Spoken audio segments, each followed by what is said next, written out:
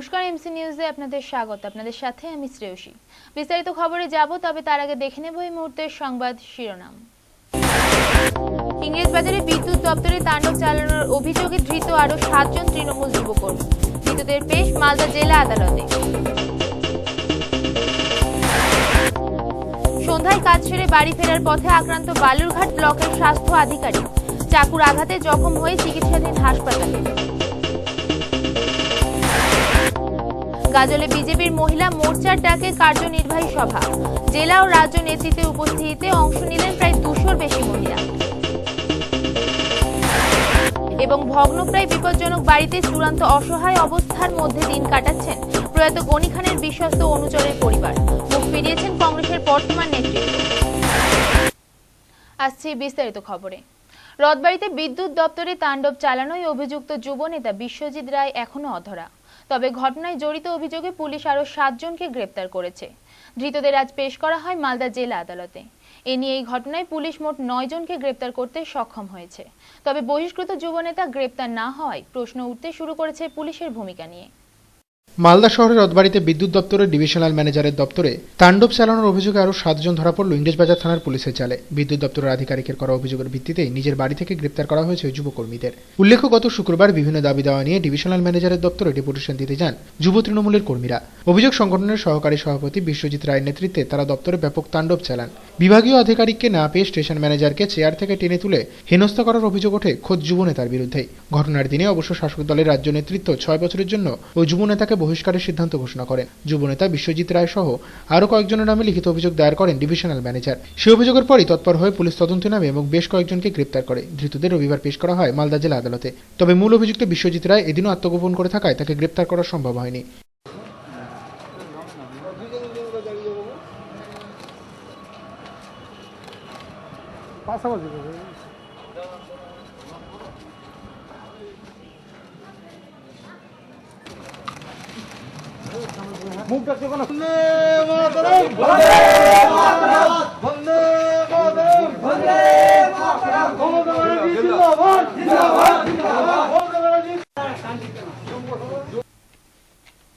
আজ কাজ সেরে বাড়ি ফেরার পথে 3 দুষ্কৃতীর হাতে আক্রান্ত হলেন বালুরঘাটের ব্লকের মুখ্য স্বাস্থ্য আধিকারিক। ধারালো অস্ত্রের আঘাতে তিনি জখম হলে চিকিৎসার জন্য তাকে ভর্তি করা হয় বালুরঘাট জেলা আদালতে।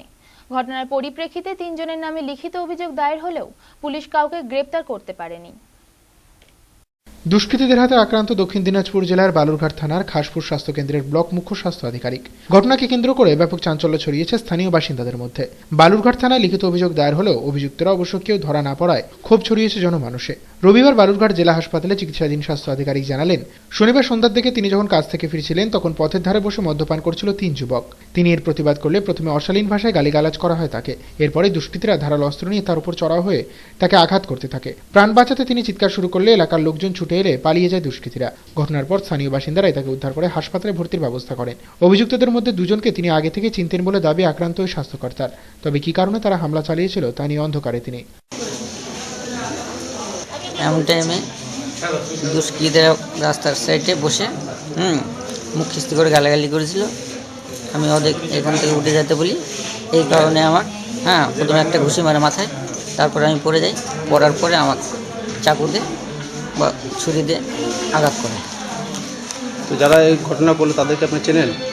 2 জনকে চিনি, আর একজনকে অপরিচিত, ওকে চিনি না। ওই অকামটা ওই করেছে। ভাইয়ের বিয়ে নিমন্ত্রণ সেরে মোটরসাইকেলে চেপে বাড়ি ফেরার পথে লরির সঙ্গে মুখোমুখি সংঘর্ষে মৃত্যু হয়েছে এক ব্যক্তির। আশঙ্কাজনক অবস্থায় মোটরসাইকেলের এক আরোহীকে ভর্তি করা হয়েছে কান্দি মহকুমা হাসপাতালে। মর্মান্তিক এই ঘটনাটি ঘটেছে মুর্শিদাবাদের ভরতপুরে জাতীয় সড়কের উপর। মৃতদেহটি উদ্ধার করে ময়নাতদন্তের জন্য পাঠায় পুলিশ। ভাইয়ের বিয়ে নিমন্ত্রণ সেরে আর বাড়ি ফেরা হলো না ইয়াদ আলীর। মর্মান্তিক এক পথ দুর্ঘটনা কেড়ে নিল তার প্রাণ। শনিবার সকালে ঘটনাকে কেন্দ্র করে ব্যাপক চাঞ্চল্য ছড়ায় মুর্শিদাবাদের বরঙ্গা থানার তারাপুর গ্রামে। বিয়ে বাড়িতে নেমে আসে শোকের ছায়া। উৎসবের আবহ বদলে যায় বিষাদে। জানা গেছে, মুর্শিদাবাদের আত্মীয়ের বাড়িতে ভাইয়ের বিয়ে নিমন্ত্রণ সেরে মোটরসাইকেলে চেপে বৈদ্যনাথপুর গ্রামে নিজের বাড়িতে ফিরছিলেন ইয়াদ আলী এবং তার এক আত্মীয় হাবিল শেখ। বরঙ্গা থানার তারাপুরে বাদশাহী মোড়ের কাছে জাতীয় সড়কের উপর থেকে বিপরীত দিক থেকে আসা একটি পাথর বোঝাই লরির সঙ্গে তাদের মোটরসাইকেলের মুখোমুখি সংঘর্ষ হলে ঘটনাস্থলে মৃত্যু হয় ইয়াদ আলীর। আশঙ্কাজনক অবস্থায় হাবিল শেখকে প্রথমে তারাপুর হাসপাতালে ভর্তি করা হয়। সেখান থেকে তাকে কান্দি মহকুমা হাসপাতালে স্থানান্তরিত করার পরামর্শ দেন চিকিৎসকেরা। ভয়াবহ এই দুর্ঘটনার জেরে এদিন সড়কপথে বেশ কিছুক্ষণের জন্য যানজটের সৃষ্টি হয়। পরে পুলিশের হস্তক্ষেপে স্বাভাবিক হয় পরিস্থিতি।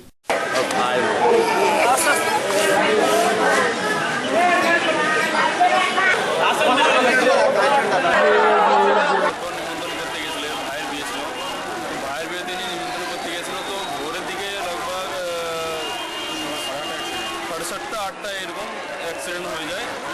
এটা লরির সাথে পাঁচামি ওদের একটা সিউড়ি লাইন যেটা আছে ওইদিকে পুলিশের ওই সাইডে, তো বাইক অ্যাক্সিডেন্ট হয়ে যায়। যিনি বাইক চালাচ্ছিলেন ওনার তো কিছু হয়নি, ওনার মানে হসপিটালে আহতে ভর্তি আছে, বুটিয়ে হাতে সব লেগেছে।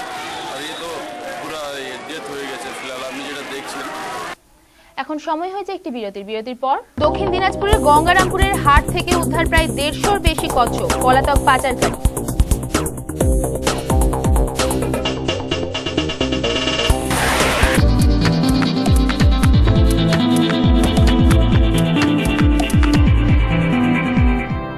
সময়ের সঙ্গে সঙ্গে দৌড়চ্ছি আমরা, তার মাঝে রয়েছে হাজারো কাজের ব্যস্ততা।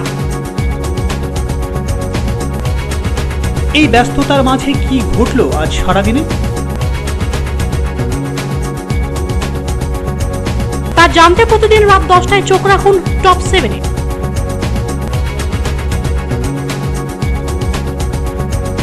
শুধুমাত্র এমসিটিভির পর্দায়। টপ 7 নিবেদন করছেন ideal bakery, Krishnajiban Sanyal road, Malda.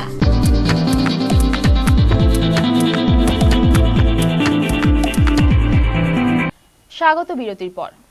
গোপন সূত্রে খবর পেয়ে আজ গঙ্গারামপুরের একটি হাট থেকে উদ্ধার করা হলো প্রায় 150টি কচ্ছপ।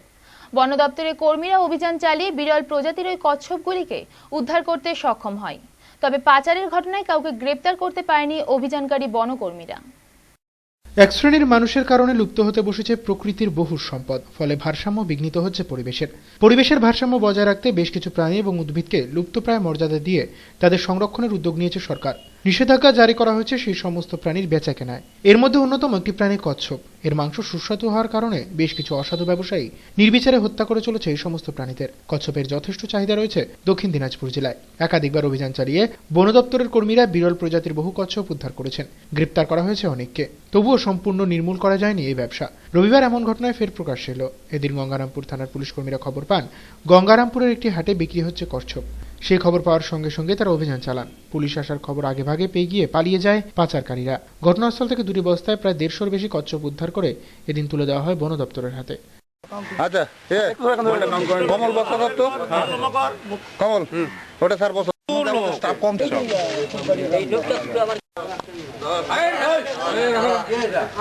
একটা খবর পাই যে কিছু টর্টোস নেমেছে হচ্ছে গঙ্গারামপুরে, তো সেটা নদীর বাঁধ এলাকায়।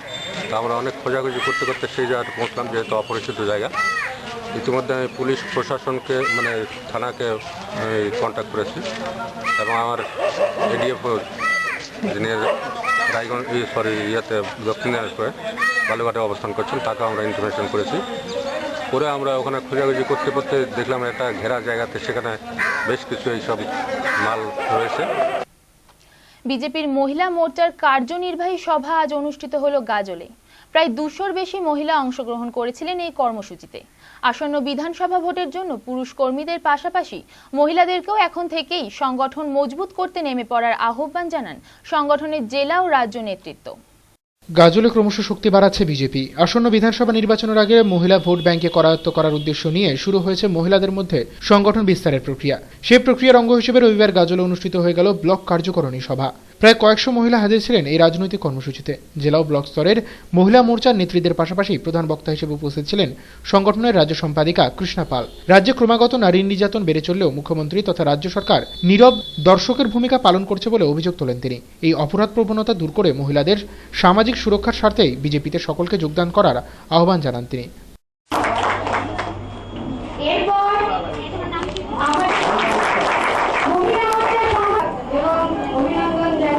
সত্যি কথা বলতে গেলে আন্তরিকভাবে আমি তাদের শুভেচ্ছা জানাচ্ছি। আর ভারতবর্ষে 50% মহিলা আমাদের ভোট আছে, আর আমরা চাই এই যে অত্যাচারী পশ্চিমবাংলায় এত অত্যাচার, মহিলাদের উপরে এত অত্যাচার, এই অত্যাচার থেকে মুক্তি পাওয়ার জন্য প্রত্যেক মহিলাকে সহযোগিতা করতে হবে। পশ্চিমবাংলায় সুন্দরভাবে গঠন করবার জন্য প্রত্যেক মহিলাকে পার্টিসিপেট করতে হবে, ভোটে দাঁড়াতে হবে। মানসিক অবসাদের জেরে আত্মঘাতী পুরাতন মালদার মৌলপুরের এক ভ্যান চালক। মৌলপুর হাসপাতালের পেছনের একটি আম গাছে তার ঝুলন্ত মৃতদেহ দেখতে পান স্থানীয় বাসিন্দারা। দেহটি উদ্ধার করে ময়নাতদন্তের জন্য পাঠায় মালদা থানার পুলিশ। মানসিক অবসাদের জেরে আত্মঘাতী এক যুবক। শনিবার সকালে তার ঝুলন্ত মৃতদেহ উদ্ধার হয় পুরাতন মালদার 11 নম্বর ওয়ার্ডের মৌলপুর প্রাথমিক স্বাস্থ্যকেন্দ্রের পেছনের আমবাগানের একটি আম গাছে। মৃতদেহটি উদ্ধার করে ময়নাতদন্তের জন্য পাঠায় মালদা থানার পুলিশ। জানা গেছে মৃত যুবকের নাম লক্ষণ পাল, বাড়ি মৌলপুর এলাকাতেই, পেশা একজন ভ্যান চালক। বেশ কিছুদিন ধরেই কোনো রকম মানসিক অবসাদে ভুগছিলেন বলে বাড়ির লোকের দাবি। শুক্রবার সন্ধ্যায় তিনি বাড়ি থেকে বের হয়ে যান। গভীর রাত হয়ে গেলেও বাড়ি না ফেরায় শুরু হয় খোঁজাখুঁজি।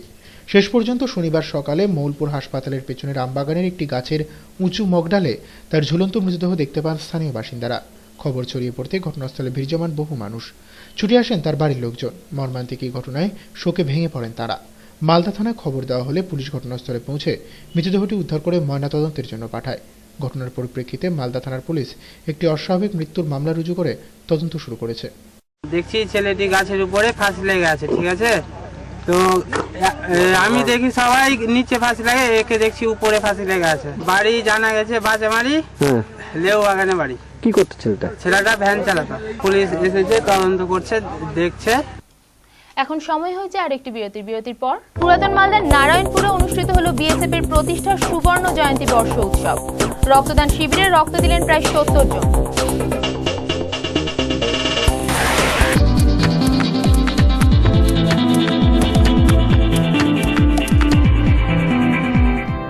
সময়ের সঙ্গে সঙ্গে দৌড়চ্ছি আমরা, তার মাঝে রয়েছে হাজারো কাজের ব্যস্ততা।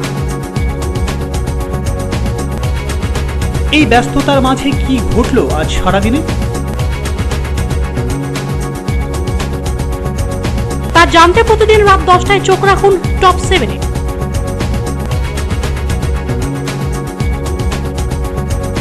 শুধুমাত্র এমসিটিভির পর্দায়।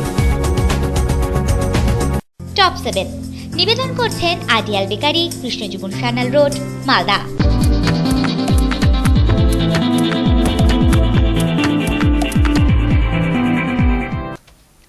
স্বাগত বিরতির পর। একসময় বহু যুবককে চাকরি করে দিয়েছেন প্রয়াত কংগ্রেস নেতা ভবেশ কর্মকার, কিন্তু নিজের জন্য ভাবেননি কোনোদিন। তার মৃত্যুর পরেই তাই দিশেহারা অবস্থা হয়ে পড়ে পরিবারের। একমাত্র ছেলে কাজের সন্ধানে পাড়ি দিয়েছেন ভিন রাজ্যে, আর স্ত্রী রতুয়ার পরানপুর গ্রামের ভগ্নপ্রায় একটি বাড়িতে বসবাস করছেন অন্যের উপর নির্ভরশীল হয়ে। চাঁচল মহকুমার অন্তর্গত রতুয়া 2 নম্বর ব্লকের পরানপুর গ্রাম। এই গ্রামের একটি বাড়ি একসময় গমগম করত সাধারণ মানুষের ভিড়ে। শুভাকাঙ্ক্ষীদের পাশাপাশি ভিড় জমে থাকত বহু নেতাকর্মীর। তবে সময়ের সঙ্গে সঙ্গে বদলে গেছে পরিস্থিতি। পাকা বাড়িতে ধরেছে ভাঙন, চারিদিকে গাছপালার ভিড়।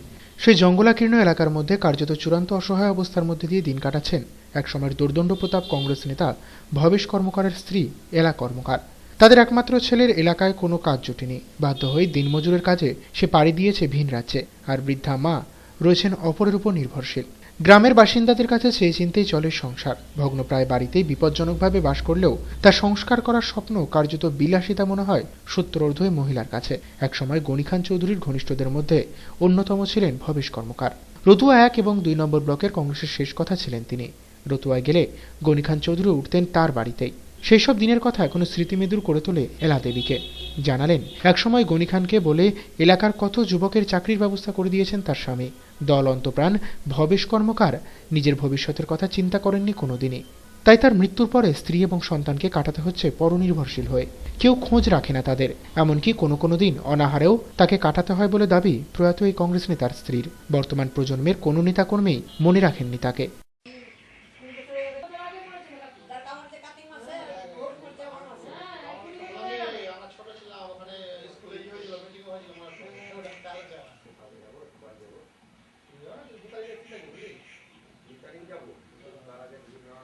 আমার কোনো রকম করে পাড়া প্রতিবেশী খেয়ে না থাকি তখন ওরাই আমাকে সাহায্য করছে, দিচ্ছে।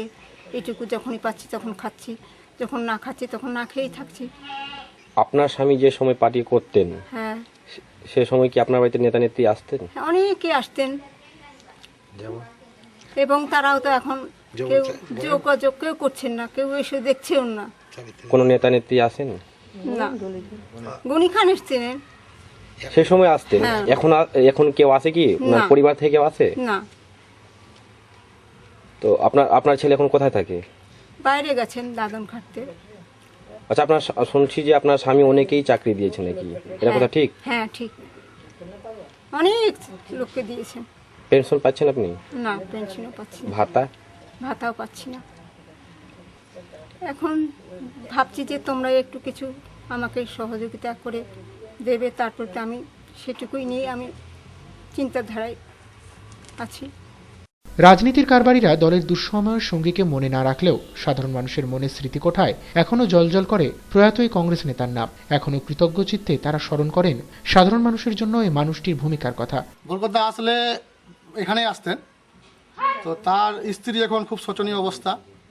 যিনি ভবেশ কর্মকার রতুয়া 1-2 এর কংগ্রেসের একটা প্রভাবশালী ব্যক্তি, তিনি বরকতদাকে বলে অনেকগুলো চাকরি করেছেন পুরানপুরে, কিন্তু তার আজকে স্ত্রী যে অবস্থায় পড়ে আছে আমাদের দেখতে কেমন লাগছে। আমরা কিছুদিন আগে যাই হোক কিছু ব্যবস্থা করেছি, আগামীতেও আমরা ভাবছি করব, কিন্তু ওই করে তো আর যায় না ওর সংসার।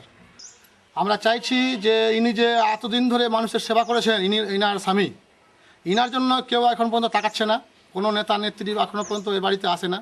আমরা চাইছি যে ওর স্বামী যে চাকরি করতো, চাকরি করতে মারা গেছেন, প্রাইমারি চাকরি 5 বছর চাকরি ছিল, আমরা চাইছি এর পেনশনটা চালু হোক, ওর ছেলের চাকরি হোক। ওর ছেলে বর্তমানে এখন দাদন খাটছে। তখন সবাই নেতা আসতো, সবাই এসে দেখতো।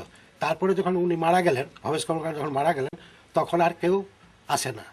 এই ওর ছেলে দাদন খাটছে, ভিন রাজ্যে কোনো রকম করে চলছে, পাড়া প্রতিবেশী এরা দেখে এরকম করে, না আছে পেনশন, না আছে গ্র্যাজুয়েটি টাকা, না আছে কিছু, না ছেলের চাকরি, কিছুই নাই। এই পাড়া প্রতিবেশী দেখছে, খাচ্ছে, এইটাই।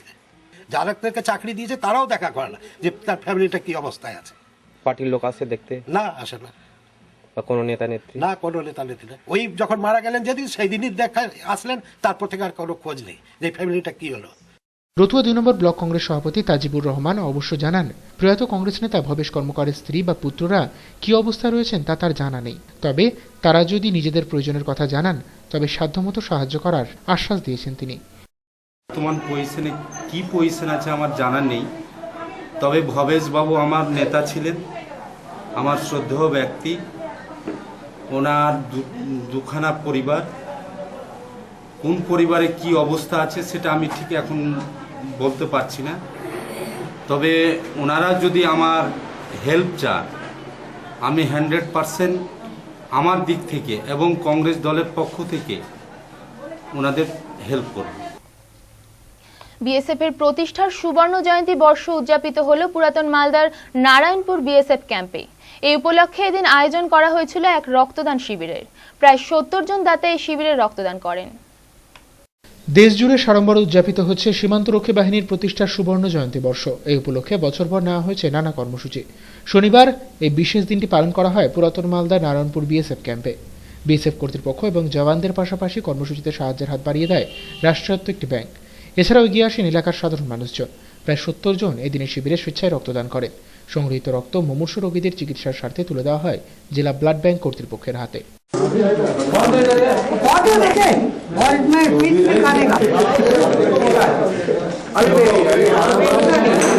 बीएसएफ 31 बटालियन हरारपुर के लोग ब्लड डोनेशन करने का मेन मकसद है कि जितनी भी हमारे मरीज डिस्ट्रिक्ट हॉस्पिटल में पूरे बंगाल में खून की कमी से मरते हैं, उनकी जगह पूरी की जाए। उनकी जितनी भी खून की ज़रूरत है वो हम हमारे जवान दे रहे हैं। और ये हम लोग SDFC हमारे मैनेजर साहब है, SDFC मालदा के बैंक मालदा के, तो इन्होंने ऑर्गेनाइज किया है। तो हम लोगों ने इनके कोलैबोरेशन के साथ हमारे जवान के साथ सभी ये ब्लड डोनेट कर रहे हैं। कितना जवान आज ब्लड डोनेट किए? ब्लड टोटल 50 के आसपास अभी हुआ है और बाकी चल रहा है। अभी चलेगा? एग्जैक्टली हाँ, अभी और देते रहेंगे। वैसे हम लोग हमेशा देते रहते, पिछली बार हम लोगों ने 100 ब्लड दिया था, 100 यूनिट ऑफ ब्लड। तो हर बार हम लोग हर साल चाहते हैं कि इस तरह का ब्लड डोनेशन ऑर्गेनाइजेशन की जाए, तो इससे फायदा होता है, क्योंकि 1 यूनिट ब्लड से 4 लोगों की जिंदगी बचती है। এখন দেখে নেব কিছু টুকরো খবর।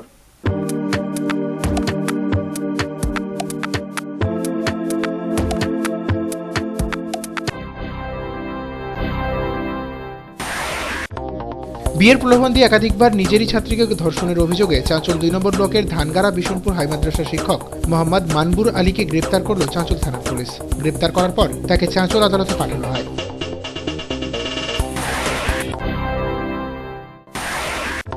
রাজ্য জুড়ে মহিলাদের উপর অত্যাচার ও নিরাপত্তাহীনতার প্রেক্ষাপটে এক সচেতনতামূলক শিবির ও আলোচনা চক্র অনুষ্ঠিত হল পতিরাম যামিনী মজুমদার মেমোরিয়াল কলেজে। আলোচনার বিষয় ছিল মহিলাদের উপর অত্যাচার ও মহিলাদের সুরক্ষার জন্য সচেতনতা। আলোচনায় অংশগ্রহণ করেন বালুরঘাটের মহকুমা শাসক সন্দীপ দত্ত, দক্ষিণ দিনাজপুর জেলা সুরক্ষা আধিকারিক তরুণ কুমার সামন্ত প্রমুখ।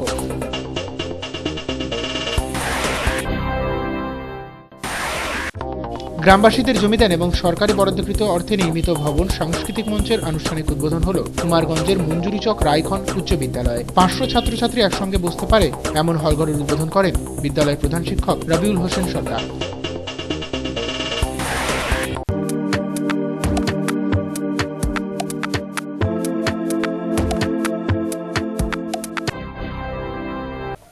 এখন থেকে বিশ্বের যে কোনো প্রান্তে বসে যে কোনো সময় এমসি নিউজ দেখুন ইন্টারনেটে।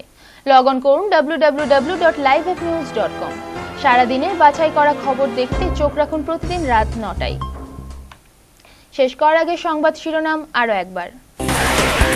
ইংরেজবাজারে বিদ্যুৎ দপ্তরে তাণ্ডব চালানোর অভিযোগে ধৃত আরও 7 জন তৃণমূল যুবকর্মী। ধৃতদের পেশ মালদা জেলা আদালতে। সন্ধ্যায় কাজ সেরে বাড়ি ফেরার পথে আক্রান্ত বালুরঘাট ব্লকের স্বাস্থ্য আধিকারিক, চাকুর আঘাতে জখম হয়ে চিকিৎসাধীন হাসপাতালে। গাজলে বিজেপির মহিলা মোর্চার ডাকে কার্যনির্বাহী সভা, জেলা ও রাজ্য নেতৃত্বের উপস্থিতিতে অংশ নিলেন প্রায় 200-র বেশি মহিলা। এবং ভগ্নপ্রায় বিপজ্জনক বাড়িতে চূড়ান্ত অসহায় অবস্থার মধ্যে দিন কাটাচ্ছেন প্রয়াত গনি খানের বিশ্বস্ত অনুচরের পরিবার। মুখ ফিরিয়েছেন কংগ্রেসের বর্তমান নেতৃত্ব।